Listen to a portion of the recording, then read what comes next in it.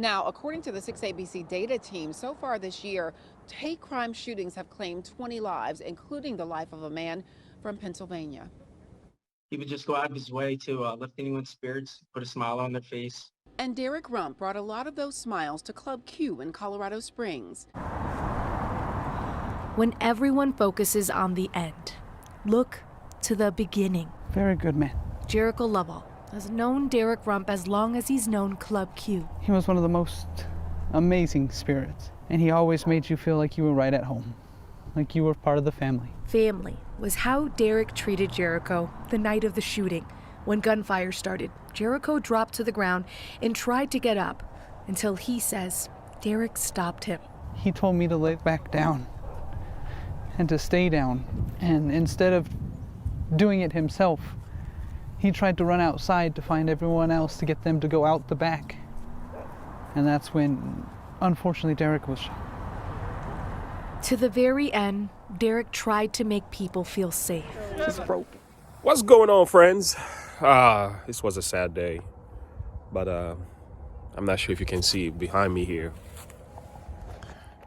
I was just at a funeral. Let me see if I'm not sure that you can see. Well, anyway, one of the person who passed away, his name is Derrick Rump, from the Colorado shooting.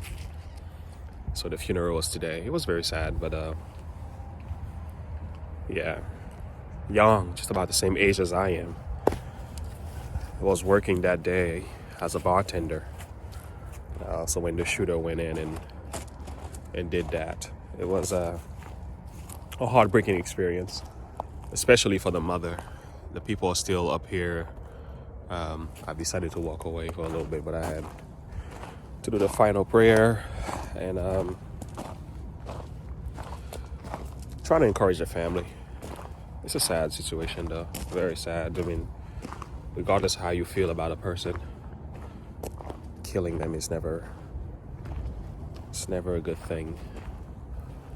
A whole heart. But it's amazing to see, like, families came together and become stronger than ever through those experiences. So I just wanted to stop by to share a word of encouragement to you. For those of you who are maybe experienced or have experienced a family member who had passed away, I will say there's some things you might never understand when it comes to that. Like, it's never gonna make sense to you why this person might have been taken away from you. And I'm not gonna act like it's an easy thing either to understand it. But one thing you need to keep in mind is that in this world full of evil, sometimes bad things happen to all people. Decent people, good and bad people. Bad things happen to all of us. It's good to keep that in mind. And you don't have to be evil.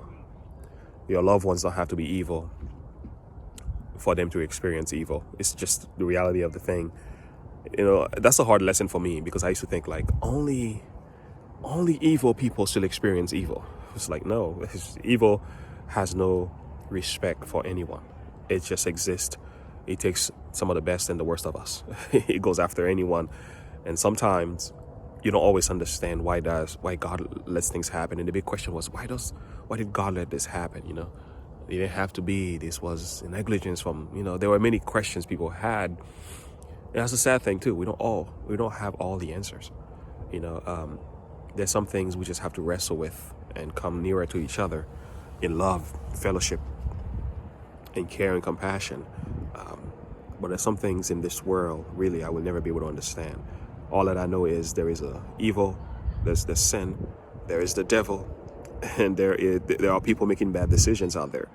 It's a system that I don't fully understand. But here's the thing you also got to keep in mind. No matter what is happening, if you have the hope of the resurrection, if your loved ones have the hope of the resurrection in their hearts, knowing that when Jesus returns, he's going to call their names, that to me is everything.